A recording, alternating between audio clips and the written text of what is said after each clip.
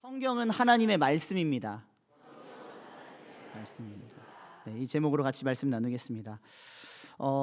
여러분들을 만나기 위해서 3년 동안 기다렸다면 믿으시겠습니까? 네, 별로 안 믿으시네. 네.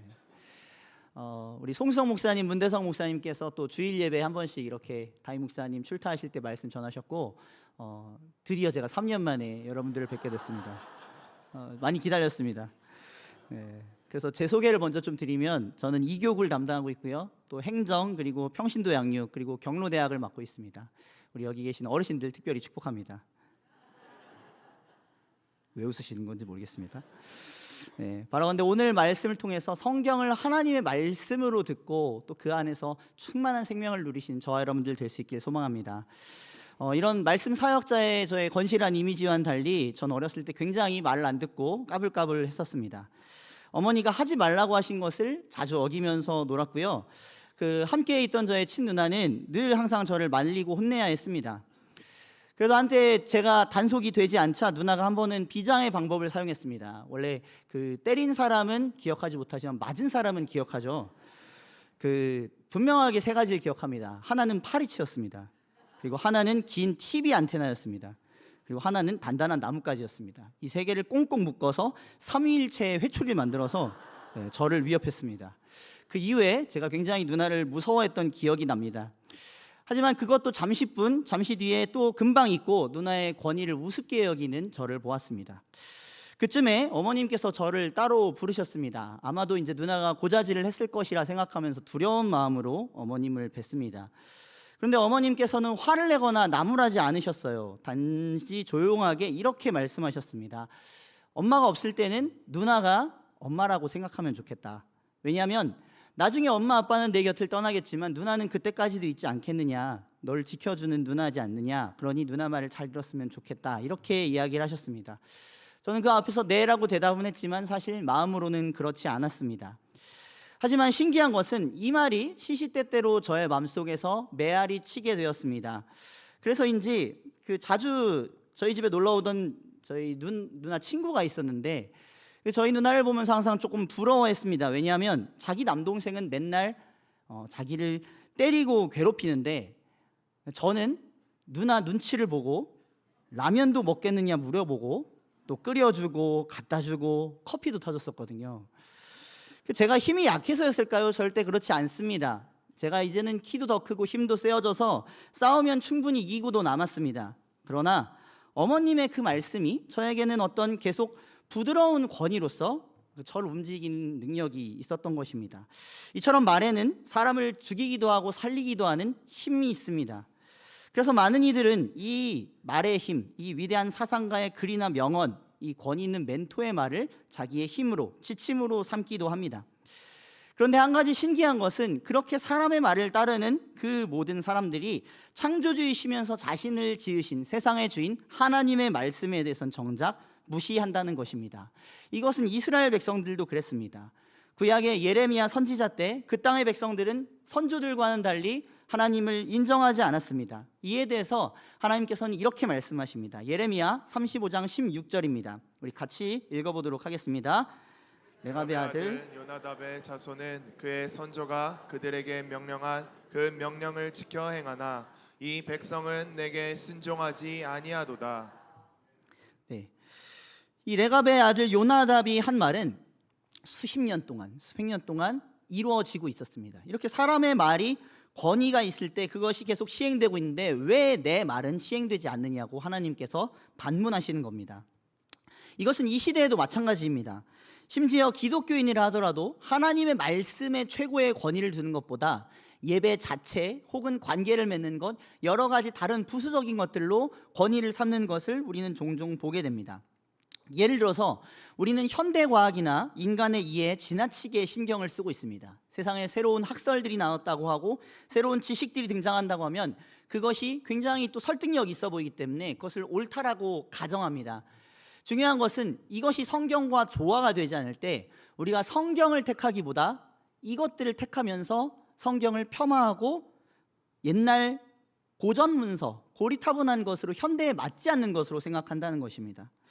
또 혹은 이렇게도 생각합니다. 성경은 하나님의 말씀이 아니라 하나님의 말씀을 포함하고 있는 책이다라고 생각합니다. 다시 말하면 전체 성경이 하나님의 말씀이기보다는 이 말씀은 하나님의 말씀이야, 이 말씀은 사람이 그냥 지은 것 같아 라고 하면서 사람의 말로 생각한다는 것이죠. 그래서 사람들은 성경의 신비와 신화적인 요소들을 제외합니다. 예수님의 도덕과 모범은 인정하지만 오병이어나 죽은 사람을 살리는 기적, 이것은 납득이 되지 않기에 믿지 않습니다. 이처럼 전체 성경을 하나님의 말씀으로 받지 않고 우리가 취사 선택을 한다는 것이죠. 이 모든 현상은 하나님이 아니라 인간이 최종 결정자가 된 것을 의미합니다. 인간의 이성에 가장 큰 권위를 두고 성경도 이성에 맞지 않는다면 이것은 우리의 권위가 아니다라고 인정한다는 겁니다. 그런데 이에 대해서 프랑스의 위대한 수학자이자 과학자인 파스칼은 이렇게 얘기했습니다. 이성이 이룰 수 있는 최고의 업적은 우리로 하여금 이성에 한계가 있다는 사실을 깨닫게 하는 것이다.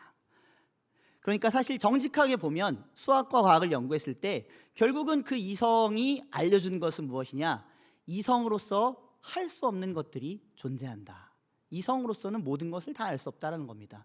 실제로 우리가 지금 최고의 학위로 치는 박사학위조차도 사실 한 분야에 대해서 전문적으로 끝까지 파고들지만 결국 그분들의 고백이 뭐냐면 점점 더 많은 공부를 했기 때문에 오히려 내가 모르는 게 뭔지 알았다라고 얘기한다고 합니다. 다시 말하면 세상의 지식들은 한도 끝도 없는데 이성만으로 우리가 모든 것을 다 판단할 수가 없다는 것이죠. 세상을 지으신 이의 지식만큼은 따라갈 수 없다는 겁니다. 이것은 사실 역사가 증명합니다. 사람들은 이성을 통해서 유토피아를 꿈꿨습니다.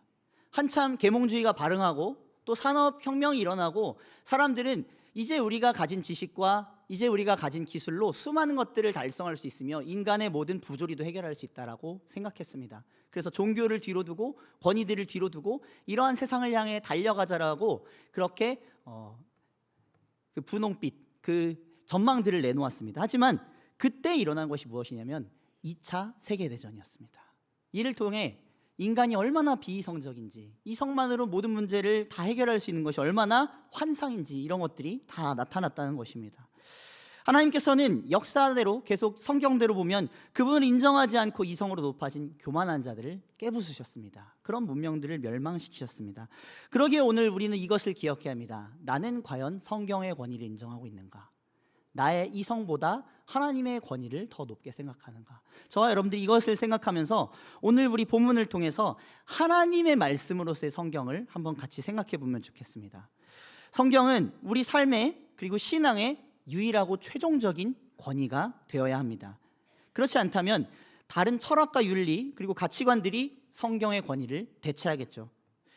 19세기 복음주의의 기독교 부흥을 이끈 마틴 로이 존스는 이러한 성경의 권위를 다른 권위보다 높게 여기고자, 높게 선포하고자 최선을 다하고 목숨을 걸었던 사람이었습니다. 그의 설교는 하나님의 권위가 있었다라고 들은 많은 사람들이 증언했습니다. 그래서 그 하나님의 말씀으로 선포된 설교를 통해 하나님의 말씀의 능력을 경험했고 권세를 경험하고 변한 사람이 많았습니다.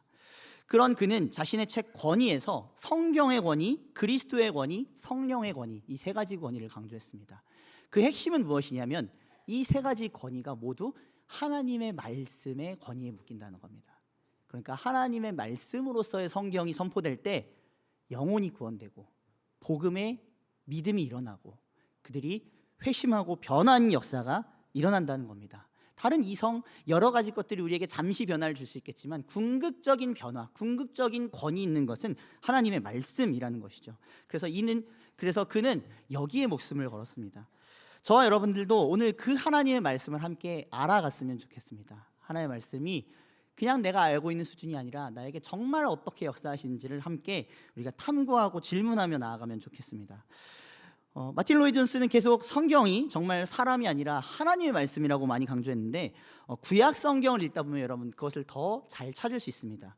구약 성경에서 여호와께서 말씀하시기를 그리고 여호와께서 명하시기를 이런 말씀들이 많이 나옵니다. 그런데 몇 가지나 나올까요?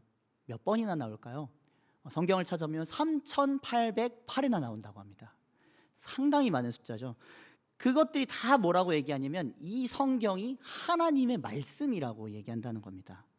구약뿐이 아닙니다. 신약에서도 예수님 또한 기록되었으되라는 말을 많이 사용하시면서 궁극적인 권위를 성경에 두었습니다. 사단의 공격을 받으실 때도 예수님께서는 자신의 어떤 능력, 역사, 이적으로 이기신 것이 아니라 성경 말씀을 인용하여 궁극적인 권위를 통해 이기셨습니다. 이처럼 신구약 성경은 하나님의 말씀이 권위가 있는 말씀이다, 하나님의 말씀이다라고 강조하고 있습니다. 웨스트민스터 신앙고백서 1장 4절도 이렇게 말하고 있습니다. 우리 이것을 같이 한번 읽어보도록 하겠습니다. 우리가 성경을 믿어 복종함이 당연한 것은 성경의 권위 때문이다. 성경은 하나님의 말씀인 고로 우리는 그것을 받도록 되어 있다. 아멘. 자, 성경이 하나님의 말씀이면 우리가 행해야 될 것은 무엇입니까? 바로 그것을 받아야만 한다는 것입니다. 최고의 권위로 삼아야 한다는 것이죠. 사실 그런데도 우리는 하나님의 말씀을 우리의 생각으로 판단할 때가 너무 많습니다. 이 말씀은 나에게 좋아 보이니까 아멘 하고 봤는데, 이런 불편한 말씀들은 이것은 하나님의 말씀이기보다는 내가 생각으로 쳐내고 싶다, 하나님의 말씀이 아니었으면 좋겠다라고 하면서 우리가 밀어내기도 한다는 것입니다. 그 어떤 목사님의 설교 예화에 이런 내용이 나오는데 인상적이어서 제가 인용하고자 합니다. 그 로버츠라는 사장이 있었습니다. 이 사람은 먼 곳에서 새로운 회사를 세우려고 합니다. 그래서 자기 밑에 친구 사장에게 자기 회사를 부탁했습니다. 그리고 잘 운영해서 자신에게 제때제때 어떤 일들이 있는지 보고해달라고 편지를 여러 통을 보냈습니다. 그에 대해서 이 친구 사장이 이렇게 답신이 왔습니다. 오 로버츠, 그래, 편지를 받았지. 자네 편지를 받았을 뿐더러 기쁘게 읽어봤어. 그것들은 정말 놀라운 편지였지. 자네도 알다시피 그 편지들이 정말 마음에 들어 사진으로 복사해놓고 사무실 직원에게 한 부씩 나눠주기도 했어. 그들도 그 편지들을 아주 좋아해서 그 내용으로 그룹 편지 스터디도 했지. 근무 후 매주 일요일마다 모여서 함께 공부하고 어절과 의미를 자세히 분석하고 원리를 도출해내고 예쁘게 꾸며서 벽걸이를 걸어놓고 자녀들에게 암송하도록 하며 너의 편지를 우리도 암송했다니까. 이렇게 하면서 로버츠가 시킨 것은 하나도 하지 않는 이 사장의 모습을 여러분들 어떻게 생각하십니까? 이것이 기독교인에 대한 풍자인 것 같습니다. 종종 우리는 설교를 듣고 하나님의 말씀을 취합니다. 그런데 그것을 그룹 스터디까지 하면서 잘 의미를 도출은 했는데 정작 하나님의 말씀으로 받고 그 권위를 인정하면서 순종은 안 하고 있는 것이죠. 여기에 있어서 우리가 하나님의 말씀을, 정말 성경을 그 하나님의 말씀으로서 권위를 세워야 됨을 다시 한번 깨닫게 됩니다. 여러분, 이 하나님의 말씀이 권위 있는 하나님의 말씀으로 오늘 이 시간 우리 마음속에 새겨질 수 있길 간절히 소망합니다. 자, 그렇다면 우리가 순종해야 할 그 권위 있는 성경의 말씀은 무엇을 말하고 있을까요? 저는 오늘 세 가지로 나눠보고자 합니다. 첫 번째, 성경은 계획하신 하나님의 말씀입니다. 두 번째, 성경은 성취하시는 하나님의 말씀입니다. 세 번째, 하나님의 말씀, 성경은 적용하신 하나님의 말씀입니다. 계획과 성취와 적용, 이 세 가지 주제로 같이 말씀을 나눠보도록 하겠습니다. 첫째, 성경은 계획하시는 하나님의 말씀입니다. 자, 우리 본문 14절 15절 말씀 같이 한번 읽어보도록 하겠습니다. 그러나 너는 배우고 확신한 일에 거하라. 너는 내가 누구에게서 배운 것을 알며 또 어려서부터 성경을 알았나니 성경은 능히 너로 하여금 그리스도 예수 안에 있는 믿음으로 말미암아 구원에 이르는 지혜가 있게 하느니라. 아멘. 자, 본문에서 바울은 디모데에게 배우고 확신한 일에 거하라고 합니다. 이것은 성경 말씀입니다. 이 성경 말씀 가운데 거하면서 예수님을 믿고 참 지혜와 구원을 따르라고 합니다. 예수님께서도 마태복음 4장 4절에서 이렇게 말씀하십니다. 제가 읽어드리겠습니다. 예수께서 대답하여 이르시되 기록되었으되 사람이 떡으로만 살 것이 아니요 하나님의 입으로부터 나오는 모든 말씀으로 살 것이라 하였느니라 하시니. 자, 이처럼 바울이 디모데에게 그 말씀을 붙잡고 구원과 지혜를 얻으라고 했던 것처럼 예수님께서도 하나님의 말씀이 너희에게 참된 생명이라 말씀하십니다. 그 모든 하나님의 입으로부터 나오는 말씀을 붙잡아서 살 것이라고 하십니다. 그러므로 하나님의 말씀, 영원히 변하지 않는 그 말씀은 능력 있는 말씀이요 우리에게 생명을 주신 말씀입니다. 우리에게 선한 것을 계획하시고 선한 삶을 인도하시는 그 말씀입니다. 이 말씀을 내 것으로 붙잡으시는 저와 여러분들 될 수 있기를 바랍니다. 이러한 성경은 어려서부터 아는 것이 매우 중요합니다. 오늘 본문에서도 디모데의 이 성경에 배운 것이 굉장히 이른 나이였음을 알려주고 있습니다. 디모데의 아버지는 이방인이었습니다. 그래서 사실 성경을 모를 수도 있었습니다. 하지만 그 어머니가 일찍부터 유대인으로서 성경을 가르쳤던 것 같습니다. 그랬기에 이 디모데는 어렸을 때부터 영적인 삶 그리고 승리의 신앙생활을 일찍 시작할 수 있었습니다. 신명기 6장 6절에서 7절은 이와 같이 말씀합니다. 우리 같이 이 말씀 읽어보겠습니다. 오늘 내가 내게 명하는 이 말씀을 너는 마음에 새기고 내 자녀에게 부지런히 가르치며 집에 앉았을 때든지 길을 갈 때든지 누워 있을 때든지 일어날 때든지 이 말씀을 강론할 것이며. 아멘. 자, 이 말씀이 우리에게 정말로 중요한 말씀입니다. 왜냐하면 우리가 먼저 하나님의 말씀을 배우고 익혀야 한다는 겁니다. 가르치기 위해선 2배를 배워야 합니다. 그래서 그것을 물려주는 것이죠. 이 말씀을 강론하라고 합니다. 여러분, 그러기에 우리 자녀들에게 물려줘야 할 것은 세상 공부, 명예와 유산이 아닙니다. 하나님의 말씀을 물려줘야 되는 줄로 믿습니다. 일찍 그것을 물려줄 때 우리의 자녀들은 이르게 하나님의 백성으로 거듭날 수 있습니다. 왜냐하면 그 하나님의 말씀은 구원에 이르는 지혜이기 때문입니다. 이렇게 먼저 성경을 부모가 배우고 자녀들에게도 가르치는 일이 충만한 우리 모든 가정들 되시기를 소망합니다. 그런데 안타깝게도 이 성경을 부모님들로부터 먼저 배우지 않으려 하는 분들이 많이 있습니다. 기피하려고 하십니다. 양육훈련을 권면드릴 때가 있습니다. 그러면 이런 말씀들을 하셔요. 나는 이미 잘 알고 있습니다. 전 더 안 배워도 됩니다. 예배만으로 충분합니다. 목사님, 저는 까막눈이라 나이가 들어서 공부가 힘들다. 이렇게 말씀하십니다. 그런데 이에 대해서 청교도 토마스 보스터는 이렇게 이 현상을 얘기하고 있습니다. 성경을 사랑하지 않는 사람이 너무나도 많습니다. 가요나 노래책들이 성경의 자리를 대신합니다. 일주일에 딱 한 번 주일 예배 때 성경을 사용하는 것 외에는 거의 보지 않습니다. 자기 영혼의 필요해서가 아니라 사람들에게 보여주기 위해 사용할 뿐입니다. 여러분 혹시 이렇지는 않으십니까? 17세기, 18세기에도 이랬다면 지금은 심지어 성경조차도 스마트폰으로 보고 있지 않습니까? 여러분, 그래서 지금 성경을 본다 하면서도 스마트폰을 보고 계신 분도 계실 거라 생각합니다. 중요한 건 무엇입니까? 성경에 대한 태도를 보면 그 영혼의 태도를 알 수 있다는 겁니다. 하나님의 말씀을 즐거워하지 않는 사람은 둘 중에 하나라고 합니다. 은혜와 상관이 없든지 아니면 아직 하나님의 말씀을 알지 못해 그 속에 은혜가 역사하지 않든지, 이 둘 중에 하나라고 합니다. 여러분, 하나님을 사랑하는 자는 성경도 사랑합니다. 그러기에 이 성경을 사랑함으로 하나님을 사랑함을 증명하시는 저와 여러분들 될 수 있기 바랍니다. 그럴 때 하나님께서는 우리의 인생을 성경의 말씀을 통해 선하게 계획하시고 인도하심을 나타내십니다. 그 말씀을 부디 내 것으로 삼으시는 저와 여러분들 될 수 있기를 바랍니다. 그러면 하나님께서는 그 성경의 권위 아래 나오는 자에게 기도 응답을 주십니다. 우리가 더 기도 응답을 잘 받기 원한다면 여러분 말씀을 더욱더 탐독하시기 바랍니다. 말씀에 비추어 하나님의 뜻이 무엇인지 아시고 그대로 기도하시면 됩니다. 그럴 때 하나님께서는 그 자에게, 그런 이들에게 기도 응답으로 역사하신다는 거죠.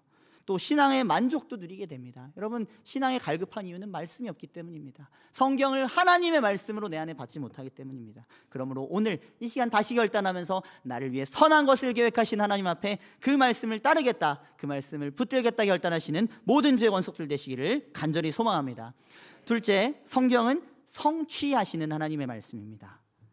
15절 보시면 성경은 능히 너로 하여금 그리스도 예수 안에 있는 믿음으로 말미암아 구원에 이르는 지혜가 있게 한다고 말씀합니다. 예수님 오실 당시에 이 수많은 종교 지도자들은 예수님을 성경대로 하나님의 아들과 구원자로 믿지 않았습니다. 그들이 성경을 잘 알고 있었지만 메시아임을 믿지 않았습니다. 오히려 예수님의 정체를 밝힐 때 그들은 이것은 신성모독을 하는 것이다 생각했습니다.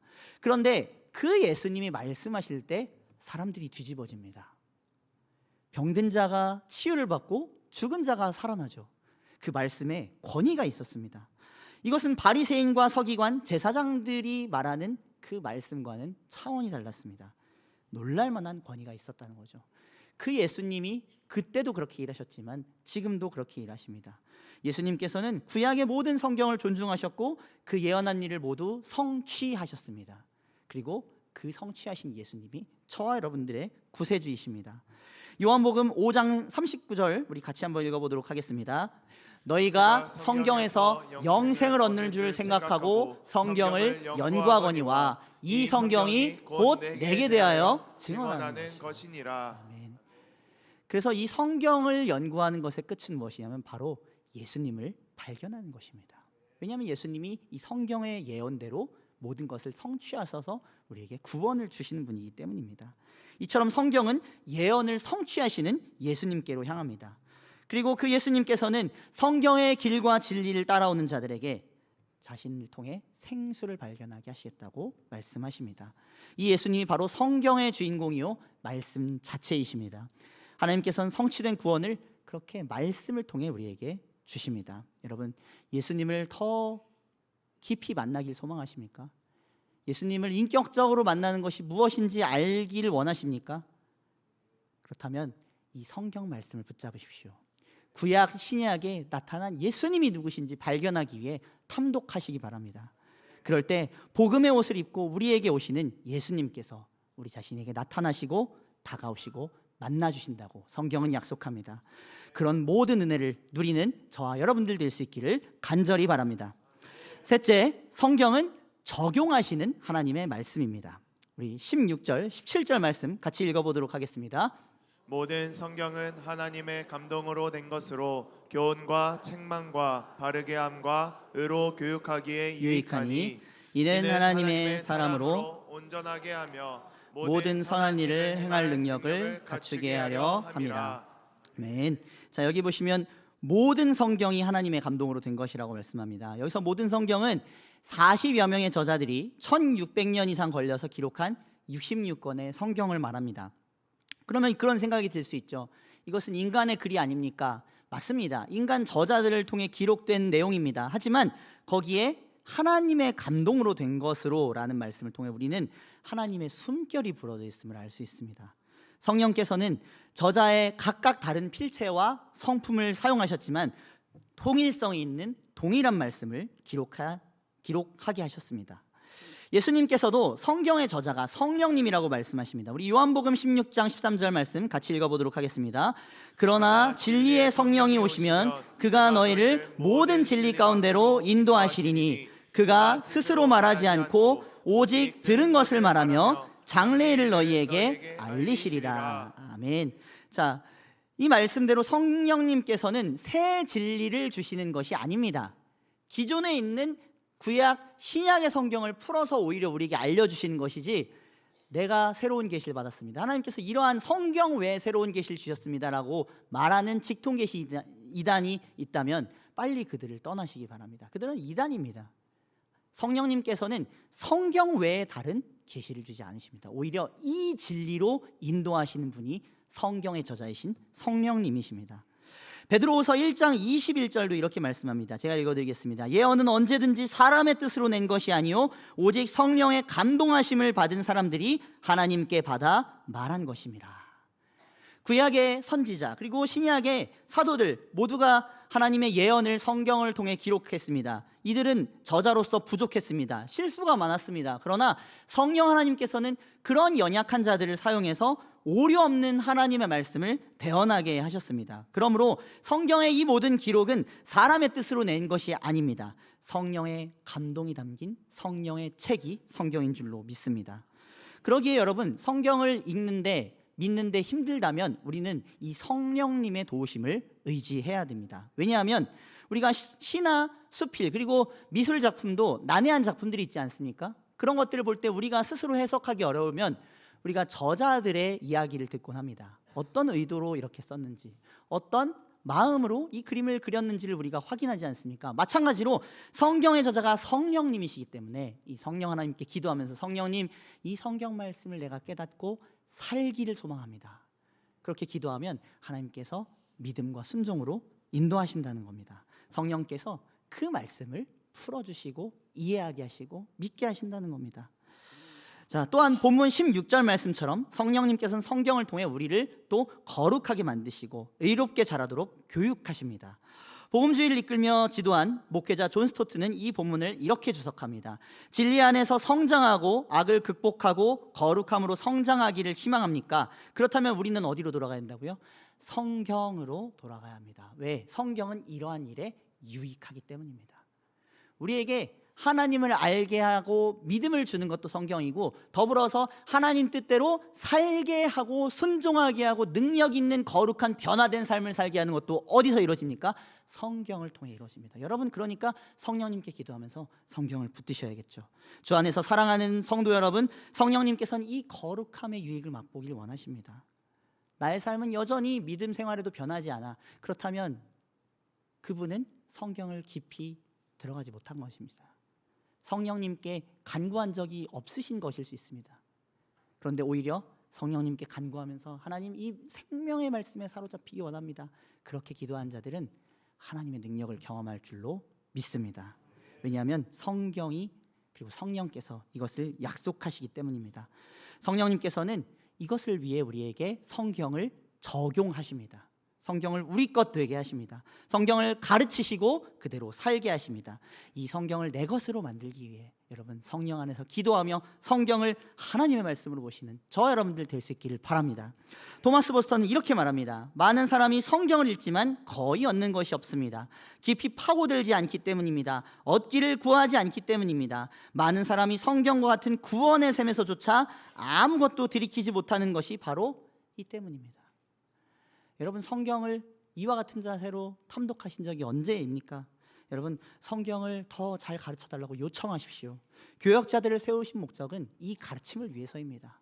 성경 말씀을 배우고 그 의미를 더욱더 깊이 깨닫고 문학적인 의미, 또 언어적인 의미, 어떤 깊은 의미들이 있는지 교회를 통해서 배우게 하시기 위해 하나님께서는 목회자들을 세우셨다는 겁니다. 여러분, 그러기에 세상의 다른 이단들이 하는 그런 자극적인 소리, 자극적인 계시들에 귀를 기울이지 마십시오. 기웃거리지 마십시오. 오히려 우리 교회 안에서 행하는 이 양육 훈련에 동참하시기 바랍니다. 성령님께서는 자신의 세우신 교회를 통해서 역사하십니다. 교회 안에 있는 공동체와 목장, 이곳들은 결코 나약한 곳들이 아닙니다. 내가 함부로 빠져도 될 곳들이 아닙니다. 하나님께서는 교회 안에서 양육과 훈련의 유익의 목적을 위해서 여러분들을 이 자리로 부르신 겁니다. 신일교회로 부르신 겁니다. 힘들어도 이건희 목사님의 제자훈련까지 받도록 여러분들을 부르신 겁니다. 여러분, 그러기에 거짓된 소리, 목사님의 훈련은 너무 힘들고 지칩니다. 아니요, 여러분, 그 훈련이 있기 때문에 훈련으로 거듭난 이유, 제자반 분들이 고백이 그겁니다. 내가 이 힘든 과정을 겪긴 했지만 이제 다 끝나니 너무 후련하고 좋다 뿐만 아니라 아쉬웠다는 거죠. 하나님의 말씀으로 충만했던 그 기간들이 가끔은 그립다. 애프터 서비스 해주셨으면 좋겠다. 그런 말들을 하시는 것을 저도 종종 들었습니다. 여러분, 하나님의 말씀으로 무장하는 것은 결코 우리에게 손해가 아닙니다. 오히려 우리의 영혼의 유익이고 참된 만족입니다. 여러분, 그러기에 교회 안에서 목장을 귀하게 여기시고 목장에서도 큐티 나눔하도록 도와주십시오. 여러분, 한 분 한 분이 큐티 하셔서 가지고 오셔서 나누시기 바랍니다. 또 여러분, 우리의 모든 공동체 안에서 함께 성경을 배울 수 있도록 여러분들이 동참하셔야 됩니다. 사람이 적어질수록 우리는 더욱더 그 안에서 힘을 못 느낍니다. 그러나 우리가 말씀을 배우기 원해 새벽에 나오고 수요일에 나오고 금요일에 나오고 주일에 모여서 함께 기도하고 말씀을 배우려고 할 때 목회자들 통해서 하나님께서는 더 성경 말씀을 여러분들에게 주실 것입니다. 부디 이 일에 동참하심으로 구원을 적용하시는 이 하나님의 은혜를 교회 안에서 풍성히 누리실 수 있는 저와 여러분들 될 수 있기를 바랍니다. 마지막으로 여러분, 이를 위해서 가장 중요한 것이 있습니다. 바로 무엇이냐면 한 주에 한 번 거룩하게 안식일을 지키며 여러분들이 바라고 소망하는 이 주일에 하나님의 말씀을 듣는 것입니다. 여러분, 하나님의 말씀이 선포되는 이 예배와 이 모든 기도의 가운데 하나님의 역사를 위해 기도해 주시기 바랍니다. 여러분, 성령께서는 강단에서 선포되는 성경 말씀을 통해 역사하십니다. 다시 말씀드리겠습니다. 성령님께서는 이 강단에서 선포되는 성경 말씀을 통해 권위 있는 말씀으로 역사하십니다. 비록 사람인 목회자, 부족한 연약한 사람들을 사용하십니다. 그러나 선지자와 사도들을 오류 없는 하나님의 말씀의 대언자로 사용하셨던 것처럼 여러분, 우리 이건희 담임 목사님을 또 그리고 강단에 세우신 모든 목회자를 통해 하나님께서는 여러분들에게 말씀을 가르치고 먹이시기를 원하십니다. 그가 성경대로 설교할 때 하나님의 말씀으로서 선포케 하십니다. 여러분, 이 시대 가운데 말씀의 홍수라고 합니다. 그런데도 많은 성도들이 말씀의 기근과 갈급함을 느낀다고 합니다. 왜 그럴까요? 그것은 이 때문인 것 같습니다. 목회자뿐만 아니라 성도들이 기대감과 간절함으로 권위 있는 하나님의 말씀을, 설교를 잘 듣고 존중하지 않는다는 것입니다. 성경의 교훈을 따분하게 여기고 예화만을 즐거이 하고 성경의 좋은 부분만 나에게 이야기해 주길 원합니다. 저주나 또 심판, 회개해야 될 엄중한 말씀들을 피하길 원합니다. 여러분도 혹시 그렇진 않으십니까? 오늘 목사님의 넥타이는 왜 그런가? 말은 또 왜 이렇게 실수를 하는가? 여러분, 그런 것만 보고 정말 그 중심으로 선포되는 하나님 말씀에 귀 기울이지 못하신다면 여러분들은 설교를 단지 사람의 교훈으로만 여기시는 겁니다. 이에 대해 마틴 로이 존스는 이렇게 말합니다. 교회사를 연구하거나 특별히 위대한 부흥운동의 영적 각성이 일어났던 시대를 연구해 보면 하나의 사실이 입증된다. 그것은 그 기간 동안 교회가 언제나 권위를 가지고 발언해왔다는 사실이다. 모든 부흥운동에서 가장 두드러진 특징은 설교자의 권위였다. 설교자가 하나님의 대리자로서 선포한 말씀에는 새롭고 특별하며 저항할 수 없는 무언가가 있었다. 성경의 진리와 권위를 진정 견고히 세우는 것은 뭐라고요? 성경을 해석하고 전파하는 것이다. 그래서 이 강단에서 성경이 해석되고 전파될 때 이 설교가, 주일 설교가 여러분들에게 너무나도 중요하다는 것입니다. 이 말씀이 자양분이 돼서 여러분들의 경건의 능력을 얻고 말씀에 읽는 그 깊이를 얻을 수 있다는 겁니다. 사랑하는 성도 여러분, 그렇기 때문에 이 너무나도 중요한 성령의 권위로 선포된 설교를 위해 여러분 뜨겁게 기도하며 참여해 주시기를 바랍니다. 우리 이건희 목사님 말씀의 부흥의 사자로 사용하여 주옵소서. 우리 모든 강단의 사자들, 영합으로부터 청년국에 이르는 모든 부서 가운데 우리 자녀들이 사람의 말 듣고 왔다가 아니라 하나님의 말씀을 듣고 정말 그 안에서 놀랍게 변화되고 깨진 역사가 일어날 수 있게 하라고 여러분 기도하시기 바랍니다. 말씀의 부흥이 이 시대 가운데 다시 한번 필요합니다. 그래서 마틴 로이 존스는 하나님께서 그런 부흥을 일으키시면 모든 조직이 50년 동안 할 수 있는 일이 하루아침에도 이루어질 수 있다고 말합니다. 여러분, 그러기에 날마다 이 성령님이 주시는 참된 부흥, 성경의 부흥을 위해 기도하시면서 신앙생활하시고 또 예배 참석하신 저와 여러분들 될 수 있기를 권고드립니다. 말씀을 맺겠습니다. 이처럼 성경은 사람의 음성이 아니라 하나님의 말씀입니다. 계획하시고 성취하시고 적용하시는 하나님의 말씀입니다. 이를 통해 선하신 하나님께서 생명을 주시고 거룩하게 하시고 역사가 이루어집니다. 여러분, 이를 위해서 기도하며 주님 앞에 나아가시기를 소망합니다. 또 설교 때도 하나님의 말씀을 하나님의 말씀으로서 전심으로 청종하시길 바랍니다. 그럴 때 우리 영혼의 변화가 일어납니다. 또 개인적으로 말씀 읽는 가운데 성령 하나님, 나의 말씀을 듣는 이 귀와 눈을 깨워주시옵소서. 그렇게 기도할 때 하나님께서 은혜를 베푸실 줄로 믿습니다. 그렇게 성경을 하나님의 말씀으로 믿고 살아가는 저와 여러분들 모두가 될 수 있기를 주님의 이름으로 축원드립니다.